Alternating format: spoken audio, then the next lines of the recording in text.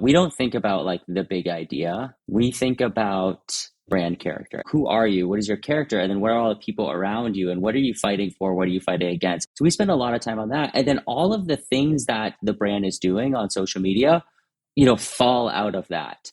And I think that we just think about the big idea differently. It's not this sort of like one big quarterly campaign, but rather you are creating a persona and then you are navigating the world through that. And if you can do that in a way that is really interesting and resonates with people, then you can have a lot of success. Welcome to Any Insights Yet? The podcast that explores the intersection of strategy, inspiration, and branding. I'm Chris Kochek. In today's episode, I'm joined by Jason Mitchell, CEO of Movement, a social-first marketing agency and a Shorty Awards Agency of the Year. Jason started Movement 16 years ago when he was still in college, when he noticed the disconnect between what his professors were teaching and what he was seeing in the behaviors of college students around him. He could tell that something was changing in the media landscape, and he realized that 30-second spots would no longer be at the center of most campaigns. During our conversation, we explore what it means to be a social-first agency and how staffing and speed are critical differentiators. We also talk about the aha moments behind Movement's campaigns for Netflix, Amazon Prime, and Klarna. To get things started, though, Jason and I talk about one of his first Zag strategies for standing out. It happened in college. I was a student at the University of Colorado, and my grades the first couple years were pretty bad. And I really wanted to get into what was called the J School back then. It was the advertising program. It was probably the most competitive program. And there was no way that I was going to get in with the grades. But one of the components, maybe the most important, was an essay. And the essay was about, tell me sort of your life story. Tell me why you're applying into the advertising program. And so I was talking to my friends that were all going through it. And everyone basically was just talking about this is my life, and this is why, like a very literal interpretation. And I was like, okay, there is no way that with my grades I could just tell my honest story and they're going to get me in. I was like, what if I just totally fabricated a wild, highly entertaining story that was not believable but compelling and use that as my submission? And so that's what I did, and I got in, and I had two sort of aha moments. Why is nobody else seeing this? One was like when I was like, oh, I think I need to go against the grain here. Like if everyone's doing the same thing, this is advertising after all. Shouldn't we do something else? And then when I got it, and the professors were like, oh, your story, that was like amazing. We the 200 applications, like yours was so different from everyone else's.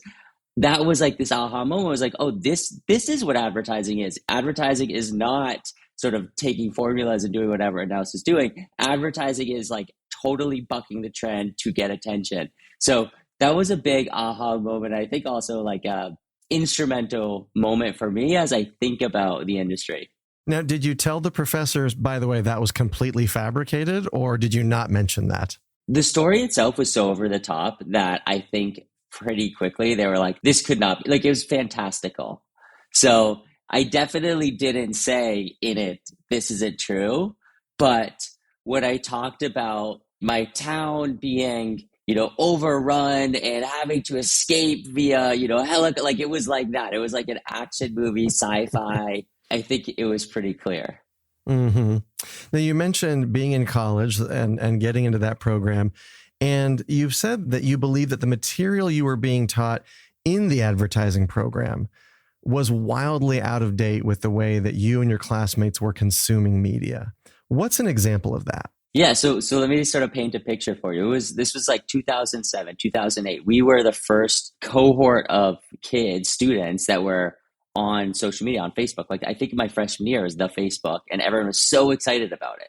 And my entire college experience, we were engaging on social media. I remember Dig was huge, and Twitter and Reddit, and even MySpace. And so that's how we were engaging with one another in class. And I just like have this distinct memory of being in class one day, and everyone has their laptops open and everyone is on Facebook, and the teachers are talking to us about, this is how you reach millennials using TV and out of home. And I was like, they don't get it. Like they do not get it. And so that led me down this really interesting path to be like, oh, I think there might be an opportunity here. These professors were only a couple of years out of actually being in the industry. So it's like if the people teaching this, the people in the industry do not actually understand how to reach us, the target audience, that feels like an opportunity. And you started pitching local companies and getting contracts when you were still in college.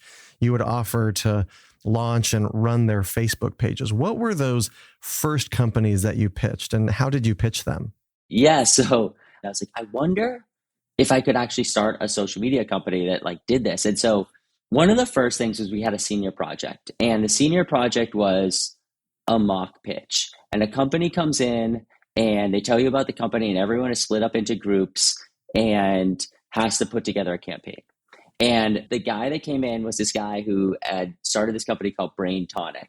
It was this drink with a whole bunch of natural ingredients in it. It was sort of ahead of its time in terms of like a functional drink, but that's what he had. It was called Brain Tonic. Didn't have a lot of money. And everyone else, all the other groups were like, this is how we're going to do a big launch campaign like Gatorade, or this is, all this stuff that was like totally unrealistic. And I was like, he's not going to be doing TV ads or any of this kind of stuff, but he actually could get on Facebook and start talking to customers and building an audience. And so I was like, he doesn't have any social media. Let me just go and register facebook.com/braintonic, twitter.com, like all of these social media pages. And I told my group, I'm like, this is what we should do. Like everyone's doing this one thing. We're going to do something totally different. And so when the senior project came, everyone sort of presented one thing. And then we were like, hey, we actually created social media presence for you. And here's a playbook for how you can actually take this today and start engaging with people, building customers. Everyone else, it was like, okay, yeah, great job. And for me, after class, he was like, hey, can I pay you to do that for me? And I was like, yes, you can. And so that was our first customer and client. And, from there, it was like, oh, I have a social media agency. I mean, it was like one guy who was probably paying me like $500, but, I just started talking about it. And the barriers of entry were so little, like pay me $500 and I'll do it for you.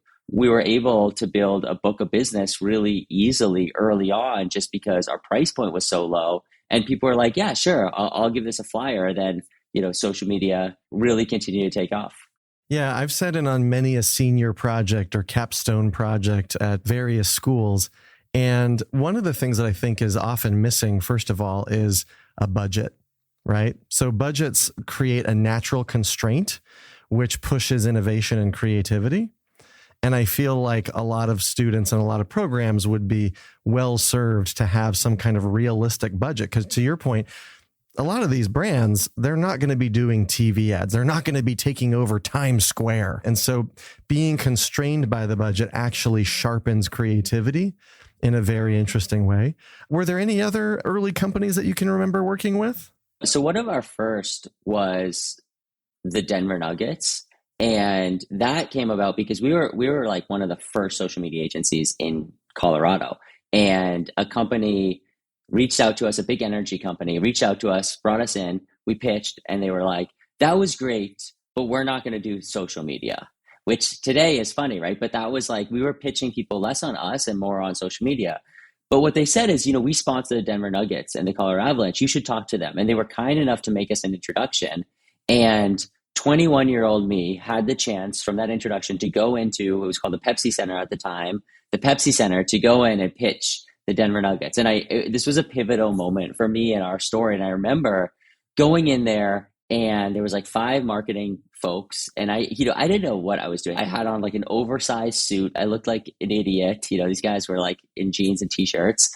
And I go in there and I'm pitching. I think it's going well. 20 minutes in, the CMO comes in and he sits down. I'm like, what do I do? And I just kind of keep going. And he like 5 minutes later just like gets up and is like, I don't know what I'm hearing right now. Like, I'm super busy. You have 30 seconds to tell me why we should be on Facebook. And I was like, here's my shot. And I don't even remember what I said, but I went into it and I pitched him. And I so distinctly remember him being like, that was a great answer. We'll be in touch. And he walks out. And then, it was like so cheap. I think they were like, we'll pay you $5,000 to launch us on Facebook and Twitter, run it for a year, and we'll give you season tickets. We were like, yes, let's go. Let's do it. So we did it. We launched the Denver Nuggets on Facebook. They were one of the first teams in the NBA. And then pretty quickly after that, we had lots of teams in the NBA calling us saying, hey, we want to get on Facebook too. And so that was a really sort of inflection point for our agency, where we went from working with very small local companies to the first sort of national company. So that really fueled our growth early on. Mm-hmm. And how is social media marketing for sports teams different than, say, social media marketing for a CPG brand? It's more fun. And a lot of people, especially on social, talk about community. And for CPG, building community, maybe, but it's probably unrealistic, at least in the way that they talk about wanting to do it. Building a community of, people that are into the same bug spray is unlikely. Maybe, outdoor enthusiasts, but again, unlikely. But sports fans, that really is a community. With sports fans, it's about tapping into that passion and channeling it in a way where they're just talking about it online constantly towards the things that you want. So, getting people to talk about how great the in-game experience is to help sell tickets, getting people to talk about their hype for an upcoming game to drive TV ratings. It's less about building community and more about channeling that community towards the right thing that's actually going to drive, business growth. It's always on. It's definitely intense. I mean, for the first probably 5 years, I was at a game every other day at least, which could seem amazing, but and it is, but it's also hard. But it's just really exciting. If anyone has an opportunity to do social media in the sports space, especially like team sports, it's an amazing way. It's kind of like trial by fire to really build your chops. Mm-hmm. And what do you think about companies like Baby Carrots or companies that sell pears or something, and they say, follow us on social media? I've seen some things on social media where someone's taking a picture of one of these, bags of pears. And then there's a caption that says, ain't no way in hell I'm going to follow this pear company on social media. Right. So what advice would you give to them? Would you say just don't bother printing? Follow us on social with the various, Instagram handles and things like that. What would you recommend to them? I think that you need to give people a reason to care. I think that brand managers often, they show up every day caring a lot about baby carrots. And so they think that other people will. And they think that when they have new packaging or a new way to cut the carrots, or they're now in new grocery stores, people will care because they care because it's their job. And they forget that that isn't something that people would care about, but people do care about being entertained. They care about learning new things. They care about deals and value that is relevant to them. And so, what I would say to those types of brands is first of all, figure out who are you as a brand? Like what can you authentically talk about that you care about that's true into your DNA? And we call this building out a brand character.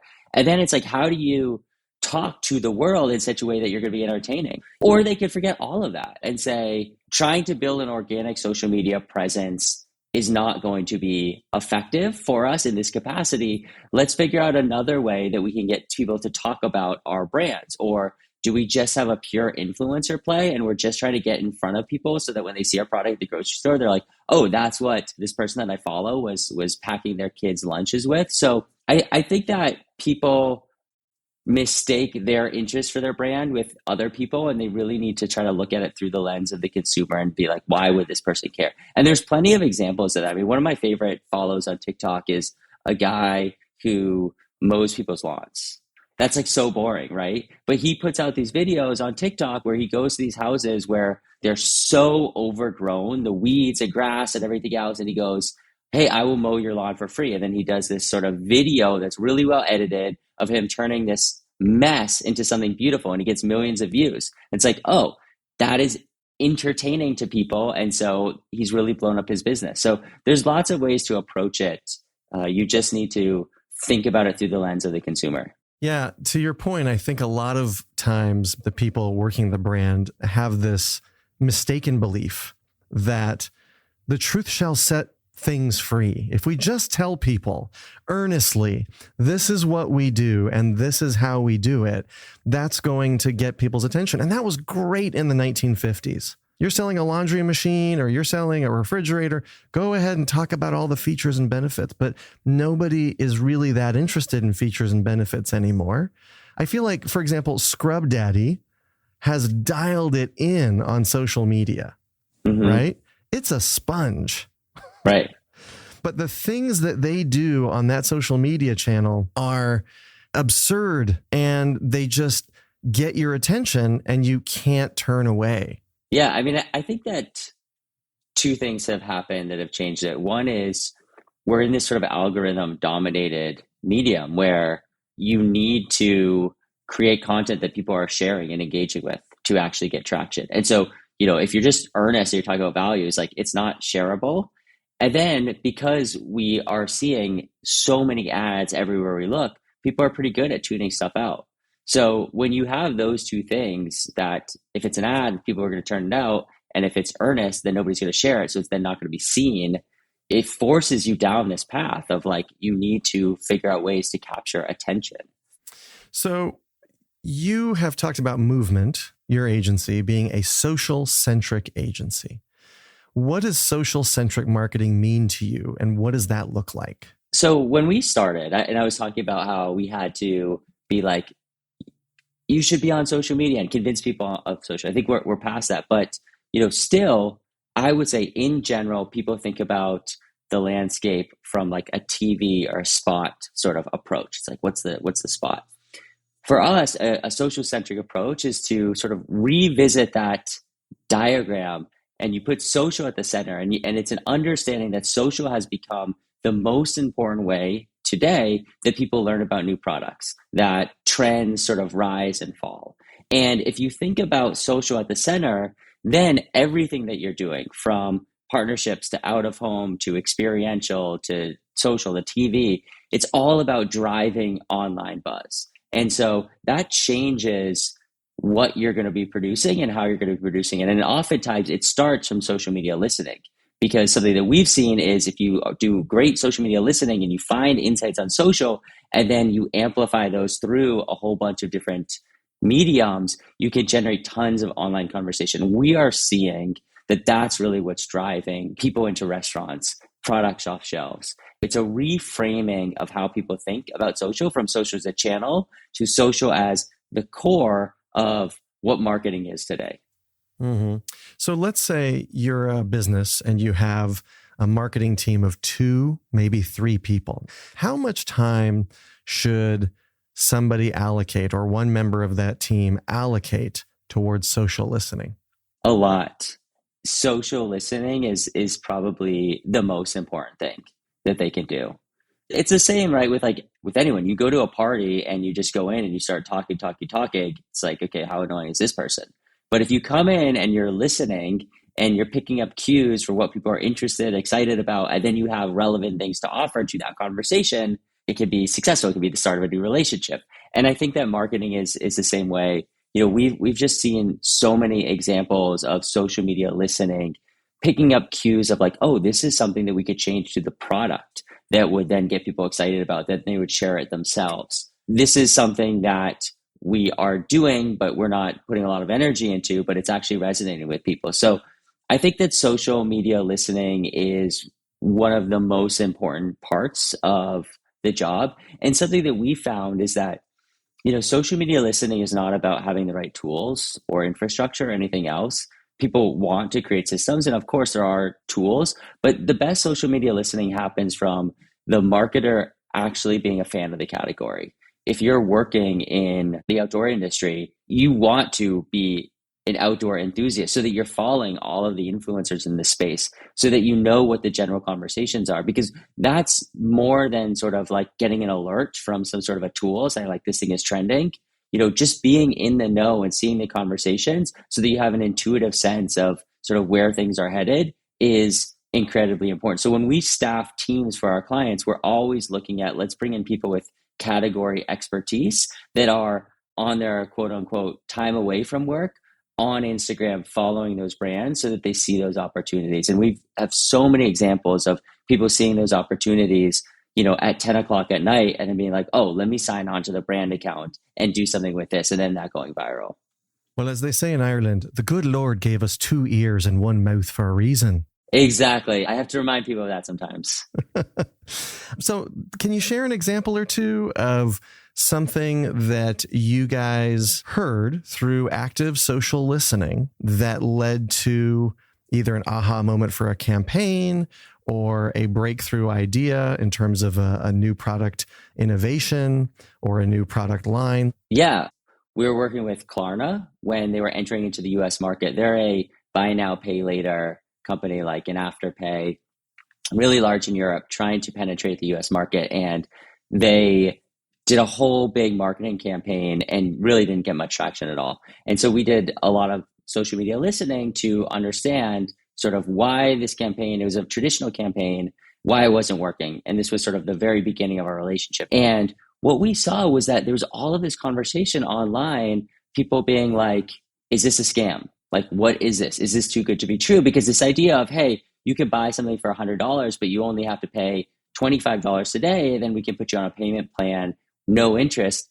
And something that people were continually saying is, what's the catch? This doesn't feel real. And so we went back to them and said, you need to educate people about this category, because the reason you're not getting any traction is because it feels like a scam. And it's not a scam, but you need to tell them that.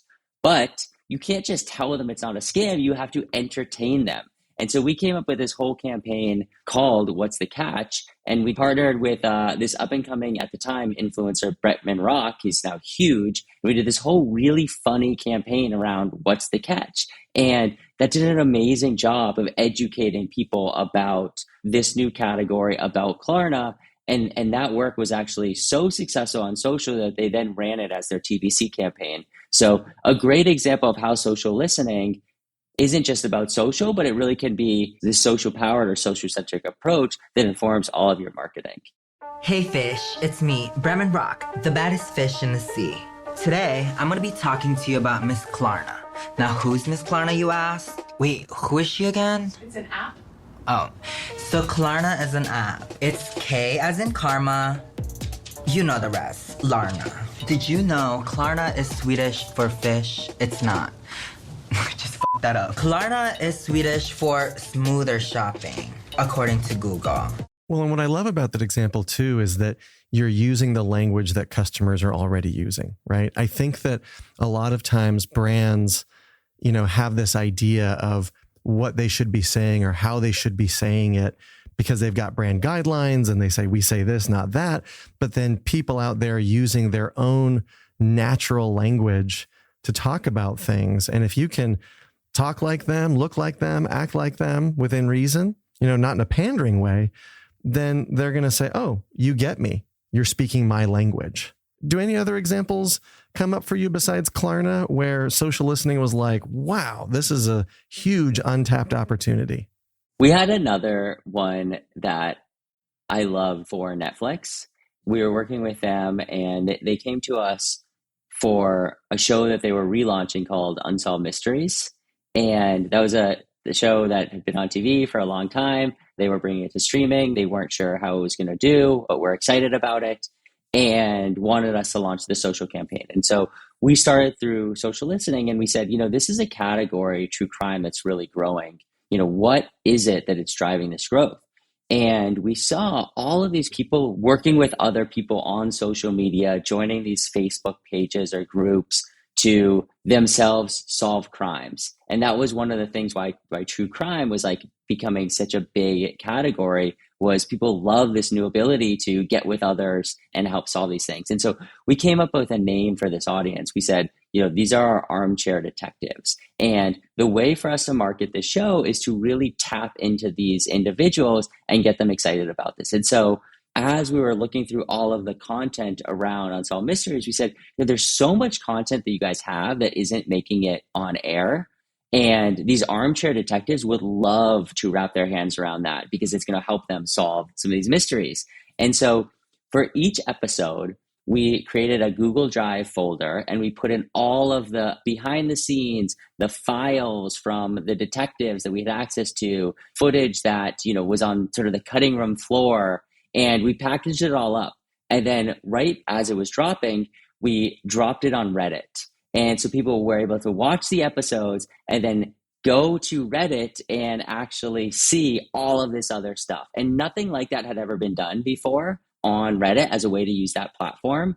And it went like all the way to the front page of Reddit, which drove tons of people to watch the show, which got them engaged and talking. And it generated so much conversation. And in fact, it actually led to a tip that led to an arrest, which for us, we, as a KPI was not on the roadmap, but so exciting. So that was a very cool example of sort of social listening to understand audience behavior that led to a different approach than sort of traditional social or traditional marketing.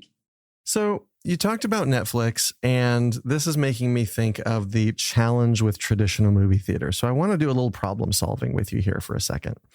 You just described watching as a social activity. People like to solve the problem together and kind of their own Sherlock Holmes activities around it. But movie theaters are about no talking, no texting, keep those phones away and silent. And I've seen some theaters are starting to experiment with, oh no, you can go ahead and have conversations now. I can't remember which theater group was experimenting with this technology, but basically like, yeah, there's an app that we've created and you can chat and text with your friends during the film and all of that, which for people who love cinema, that's like, no, don't interrupt the experience.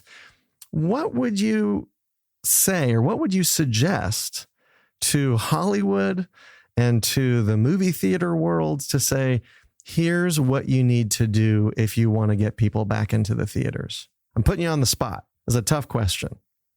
If I were running a studio, one of the things that I would be thinking a lot about is, okay, how do we evolve the movie going experience? We're still sort of like in this era of coming out of the pandemic. I know it's well behind us, but I think people crave in real life experiences, even though we spend so much time on social. And the movie going experience, it's great for watching the movie, but it's not a very social experience. But there are increasingly more sort of like experiential movie watching experiences. And so I think that there's an opportunity to evolve what movies are from just sort of going into, a dark room and sitting in silence and experiencing it to a more social way to experience storytelling. So that's what I would be thinking about. It's not like, how do we market this thing that we have today, but rather, how do we change the product to be more interesting and engaging as we think about, a shifting sort of future. Yeah, I love that idea of having basically a pre and post social activity around the movie, right? So that people can gather, talk, drink, do all that, watch the movie, enjoy it, and then afterward. Now that works for certain kinds of films. So, we've got Alamo Drafthouse and they do things like that, right? They even have the Jaws float in the water and then people will come around with dorsal fins and try to scare the bejeebers out of you, right? So they do make for these like interesting social ready experiences. So it works for certain kinds of movies. It might not work for other movies quite as well. But still, the idea of thinking about pre and post is a really important part of the overall cycle of the movie going experience, right? Yeah, exactly. And I think it's even the during. Like, is this idea of everyone sitting there and watching in silence always going to be the way that movies are experienced? I mean, you talked about like sitting there and texting. Like, I don't think that's a very great experience, but the nature of what movies are could change and evolve. So a concert is another, or a sporting event is another great experience where you're entertained and you're watching something unfold, and it doesn't need to be quiet. In fact, it's much better if everyone's really loud. Could movies evolve so that they are enjoyed in a different way? If I was in that business, I would spend a lot of time thinking about it, because I think there's a need for it to evolve and for it to become sort of more of a social event. Well, again, the Alamo has these quote alongs. So for movies that have just been in the culture for so long and people have watched them so many times, they'll do these like quote along movie, series where people come in and it's meant to be rowdy. Not as rowdy as the Minecraft movie got, when that came out and people were like, when the chicken jockey line would happen and everybody would just go berserk. That's a little bit different, but that certainly got a lot of social attention, didn't it? Yeah, exactly. Right. And it's sort of self-fulfilling, right? Because then people are talking about it, they post about it, then more people want to go and experience it themselves. So another thing that I think a lot about with social media marketing is that oftentimes people think about it as like, okay, well, what are we doing? What are we putting out into the world? But the best social media marketing is about creating experiences or products that other people are talking about. And so I think, the best movie marketing, right, is when everyone is talking about your movie. And how do you do that? Obviously, it's like you create a great movie, but you also can make it culturally relevant or fun or add components like that where people can take a photo of it or talk about it. Now, what's the secret to setting up a good social listening system? When you're thinking about, whether it's for the Denver Nuggets or Netflix, are there certain words that you're obviously monitoring for? Are you monitoring every day? Can you tell us a little bit about best practices or good ideas for setting up a social listening system? I think there's really two components to it. One is getting the right social listening software set up. There's so many different platforms. We've tried so many different versions of them over the years. And, more increasingly, we're building out our own. And it's increasingly easy with AI to build your own systems. We've been using Waldo.fyi is a really great AI-powered tool that we've been using a lot. I think that more importantly than that is having people on the team that are just plugged into that industry, that are sort of like always online. There is a reality of having people that are just like permanently seeing what the trends are on TikTok, what's on Instagram. I want to make sure that people have balance and they're not working all of the time. But we happen to be a social media agency, and social media is constantly moving. It doesn't stop at 6 o'clock at night. And so we look to hire people that just love social media, that are obsessed with culture and more specifically obsessed with the vertical that they're in. And when you get those people on the team, it's oftentimes not the software that's like this thing is trending. It's people on the team that are like, oh my God, did you see what this person did this morning? We need to do something with it. And so I think who you hire and how you get them excited about being engaged continuously is the most important part of doing social listening well. Awesome. Now, you've come a long way since those early days in college, doing $500 accounts. Now you're doing much bigger business. How many people are now at Movement? I think we're about 180 people today. We recently acquired Newfangled Studios. They're a social first production company, and we were about 150. They're about 30. Collectively, we're about 180 people and spread all over the US. Mm-hmm. And you have had an epiphany of your own in the process of building Movement into what it is today. What was one of the things that kind of like struck you as like, oh my gosh, we need to be doing things differently? Well, one of the great things about being a social agency is that our industry is changing constantly. And so our entire DNA is built around change and really embracing change. And I think the reason we even had a shot is because traditional agencies, when social media was a thing, they were like, oh, we don't want to do Facebook. I was like, great, we do. And then as Facebook evolved and there's new platforms, a new way the platforms, we went from like friend-based to interest-based and algorithm and AI, all these different changes, we're continually adapting. Actually, right now, we're in the process of going through a big change. We're doing an entire sort of structural change in how we staff teams. We were staffed by department, I think in a very traditional sense. And as our accounts scaled up, we just scaled up how many people we had on those teams. And one of the things that I think people for a long time thought was true about social was they'd be like, oh, you can't just have two people on the social team. You need to have all of these people with deep specialization. So that's what we did. And we built these teams that were structured around departments, and we'd have, all of these different, very highly specialized roles. And what we found was that actually was not the most efficient way. And sort of the thing that we held up, and it was the aha moment, was, we looked at all of the processes and we were like, wait, for this client, we have to have 9 people touch this piece of content just to post one UGC photo. Like, that's insane.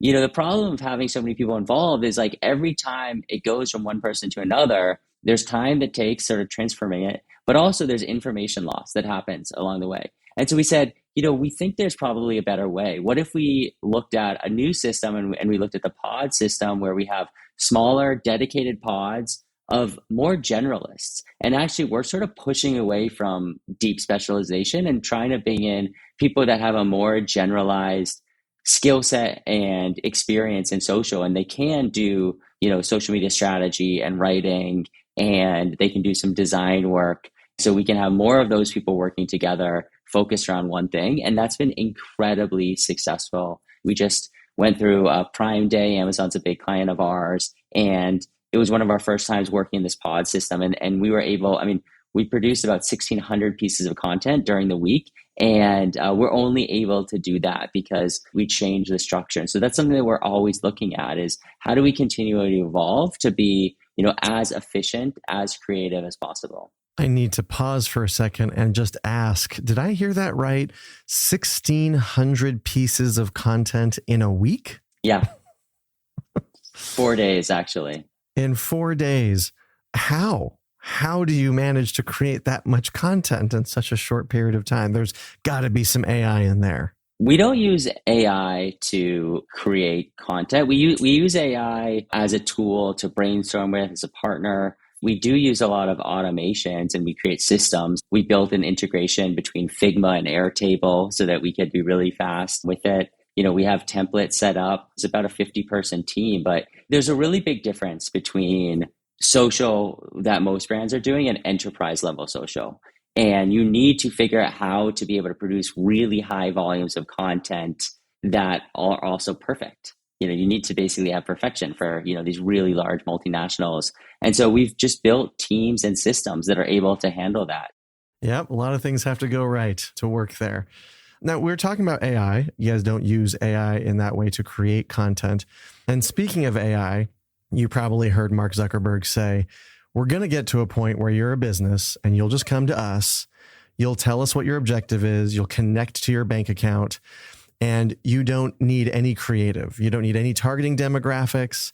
You don't need any measurement except to be able to read the results that we spit out. Do you think that's true? Or do you think social media agencies like Movement will still need to create assets and think about target demographics? I think you have to take everything that they say with a grain of salt. And I'll give you a perfect example. Companies like Facebook and Google's and others, 15 years ago said, we've solved it. Up until this point, there's the maxim, I know that half of my advertising isn't working. I just don't know which half. That is going to be a thing of the past with, the attribution modeling and everything that we can do. And here we are 15, 20 years later.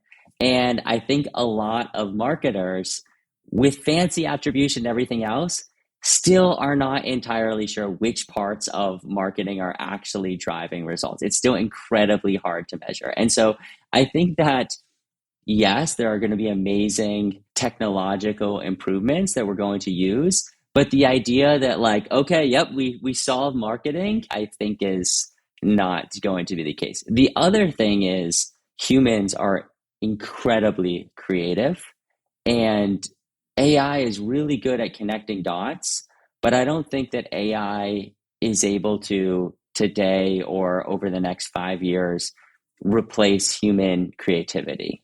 And advertising is really about creativity. It's what I said at the beginning. When everyone was doing this one thing, let me think about a way to do it entirely different. And I don't think that AI is great at that. I don't think that that is what Zuckerberg was talking about. I think it was sort of like, we're going to figure out this approach that everyone is going to use. When everyone is using that same approach, what is going to break out? What is going to break through? It's people that are not using that approach, that are actually tapping into human creativity and ingenuity. I think that all of us in this industry need to get really comfortable with working with these tools. I see AI as a tool. I'm using ChatGPT every single day, multiple times as a thought partner, and that's really helpful. But I'm not outsourcing all of my thinking to ChatGPT. That wouldn't be successful. Yeah. Well, I think too, we're in an era where mimetic sound bites are what people sometimes think about doing, so that everybody will say, he said what? And then it just creates chatter for like 1 or 2 days. Here we are talking about it.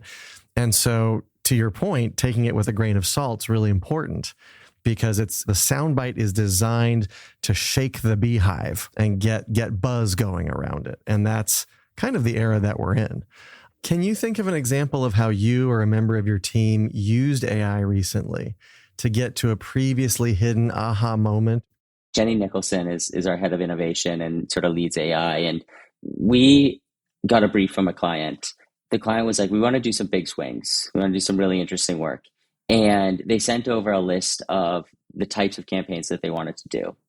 And Jenny built a tool for us. It's an AI agent where it evaluated that and said, this is the type of things that this client likes. But then all of us could put in all of our favorite campaigns, and it would prompt us like, what about this? What about this? And then it spit back, oh, this is the type of advertising that resonates with you. This is the work that you want to be doing. This is why you get out of bed in the morning. And so for some of us, it was like, you actually hate advertising, but you love connecting great products with people, and you want to strip out all of the bullshit. And the type of advertising that you love is sort of like what Patagonia is doing or what Ben and Jerry's is doing. And like, that's what you should be focused on. Other people is like, you love the like over the top social first stuff, like what Duolingo is doing or Liquid Death. It really helped all of us on the team understand like, oh, this is the work that I want to be doing, by sort of connecting the dots that were hard for us to see. So that was a really cool aha moment. And something that Jenny says that I think is so true is she's like, people think a lot about AI for content creation or coming up with new ideas or anything else. That's not what it's good for. It's good for seeing patterns that humans often miss. It's good for looking at huge data sets, and not data sets in the terms of numbers, but just like anything as data, and helping you see things that you might be missing. Yeah, that's such a great example. I always tell people pattern recognition is kind of one of the key first steps to building an insight. You have to be able to identify patterns that other people don't see. And AI is a huge helper in that, because AI does have its biases because of the large language models that it's built on, but it seems to have fewer biases in some cases compared to most humans. Like the number of biases that we bring to the table as humans is practically infinite.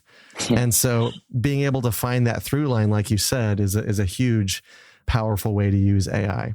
Now, before we get into the speed round, I wanted to ask you, based on what you're talking about with social media, do you think that this era of social media that we're in is killing the big idea, or is it making the big idea more important than ever? We don't think about like the big idea. We think about brand character. And for us, like maybe the big idea is like, who are you as a brand that is going to be interesting to other people? Imagine your brand like lives in the world of a sitcom. Who are you? What is your character? And then what are all the people around you? And what are you fighting for? What are you fighting against? All that kind of stuff. So we spend a lot of time on that. And then all of the things that the brand is doing on social media, fall out of that. And I think that we just think about the big idea differently. It's not this sort of like one big quarterly campaign, but rather, you are creating a character, a persona, and then you are navigating the world through that. And if you can do that in a way that is really interesting and resonates with people, then you can have a lot of success. It's like, okay, cool. This week we're trying this thing. It hit. Great. Let's do more of that. Next week we try this other thing. Didn't work. Fine. Let's try something else. So I think it's just, we're in a totally different world than sort of the big quarterly idea world that we've been in for a long time. In season 1, Andy Pearson talked about that with their brand persona, that like basically what would Liquid Death do in this situation?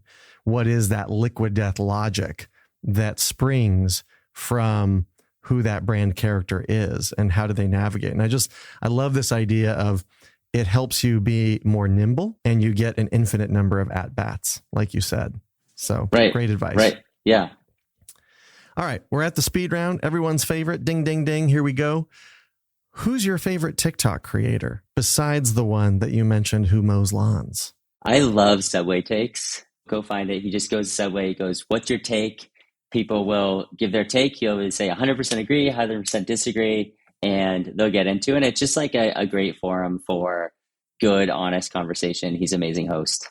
Does he give them any other prompt, or he just says, what's your take? I mean, I'm sure there's some pre-production that happens, but he just says, what's your take? Everyone sort of has a hot take, right? So he goes, people that wear white shoes don't fuck. That was like a hot take. And it was like, what? And then they had a whole conversation about it. And So people just have like, interesting takes. Some are expected, some aren't. I think one of the things I love about social media, sort of like longer form, it's like a couple minutes, is like these boxes of creativity. So Hot Ones is a good example. It's a sort of a talk show, but we're eating progressively hotter and hotter wings. So you have these sort of like boxes that you put people in, but then within that box, there's so much room for creativity. So that's a good TikTok one. What's your favorite word in English or any other language? My son and I have been saying stoke a lot, as in like I'm stoked. That's a great one. It's I think a great mentality and way to live life. Mm-hmm. What was your favorite subject in school? Primary school, middle school, high school, college? I got really into video editing in high school. That was probably like my favorite subject ever. I was a big skier. We'd make ski movies, go edit it. We had a great little editing bay at my public high school. So, and it actually led me to wanting to be a filmmaker, which then I had to watch like Citizen Kane and all this old stuff. It was not for me. So that's how I got into advertising. Nice. If you were talking to a 5-year-old, how would you describe what you do? I would say, my job is to build a place that people come to every day to work, where they're excited to be there. They like the people that they're working with. They're working really hard. And it's my job to make sure that we have that place for people to show up to every single day. What's the most recent good book you've read or a movie or TV show that you've watched? I guess I didn't finish. I put it down to pick up another one. But a book that's having a profound impact on me as a leader is a book called Turn the Ship Around by a Navy captain, David Marquette. And it's a really interesting story. He took over being a captain of a submarine. It was the worst performing submarine in the fleet. And over a series of months, he sort of turned it around to become the top performing. And it's the story of leadership and sort of bucking the trend of how the military had been leading for a long time to create a better system. And it's sort of it's not a top-down approach. Rather, it's setting a vision and then empowering your team to, become leaders themselves. And it just is an amazingly written book and highly recommend it. We've sort of developed a bit of a book list. It's not quite as popular as Oprah's book list, okay, or Reese Witherspoon's book list, but it is interesting because by talking to a lot of strategists and creative officers, we've had, people talk about books on stoicism. Chris Voss's Never Split the Difference. So it's a wide range that people are reading and listening to. We share those at the end of each season to say like, hey, here's your summer reading list, your winter reading list, things like that. Is there a brand whose work you really admire or you think to yourself, oh, that's so good. I wish I'd come up with that? The So Many Dicks campaign by Elf Beauty. I just was like, fuck, that is so smart. That insight and the connection between, wow, this is male dominated to there's more Dicks or Richards or whatever than women on public, like that. To me, that was just like connecting a lot of dots that led to brilliant breakthrough creative. What's one of the most interesting jobs you had before you got into the work you do now that helps you do your job better? I started movement in college. So like I really did not have a lot of jobs before doing this. But the summer before my senior year, I went back home and I got a job working for a music company that was going on MySpace and finding bands and putting together these like packages, these CDs where they would get 10 bands in a city together that were on MySpace and sell to them like, hey, we're doing a CD, best bands, Nashville. Do you want to be on it? It's $600. And I learned sales. Like I learned about social media marketing through that, but it was like we were cold emailing, cold calling, selling. And for anyone that wants to be an entrepreneur, you have to learn how to sell. And that's how I learned how to sell. Surprise question here. Is there anything that you've learned from anybody or from a book about how to keep your head up when selling, when you get so many no's? Anything, any wisdom that anyone has shared with you? There's so many cliches, but I do think one of the biggest cliches is so true, which is that like every no gets you one step closer to a yes. You have to wade through so many no's. And that is a challenge. And people really hate rejection. When I think about like what has led to our success, it's not that we're, genius marketers. It's perseverance. We have just picked ourselves up over and over and over and over again for 16 years. And I think that people are scared to do that. I think a lot of people, fear rejection, and sales are all about overcoming the no's and getting to the yes. And so I think being like sales, cold calling, all that kind of stuff is like the last job so many people would want. But I actually think it's one of the best jobs that you can have early on because you get comfortable with rejection. And I also just think that's a great way to approach life, to get comfortable with rejection, because then you're willing to take risks. And if you're willing to take risks and put yourself out there, then good things will happen. That's a great piece of advice. But that leads us to the last question, which is about advice. Doesn't have to be about sales specifically. But what's a piece of advice that you got early on in life, maybe from a family member, from a fortune cookie, that you still remember to this day or that you think of often? Something I think about often because life is hard, running a company, I have 3 young kids, like it's a wild world out there. And at least I tend to beat myself up sometimes.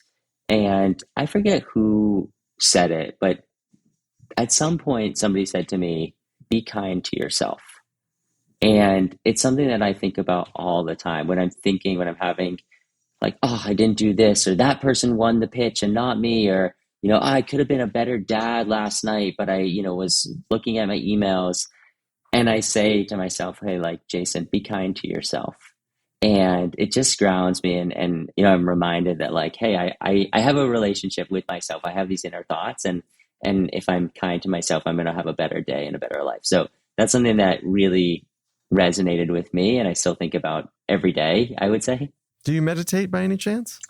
I try to. I got into the practice maybe 10 years ago, and I go through stops and starts. I try to at least get 10 minutes in a few times a week.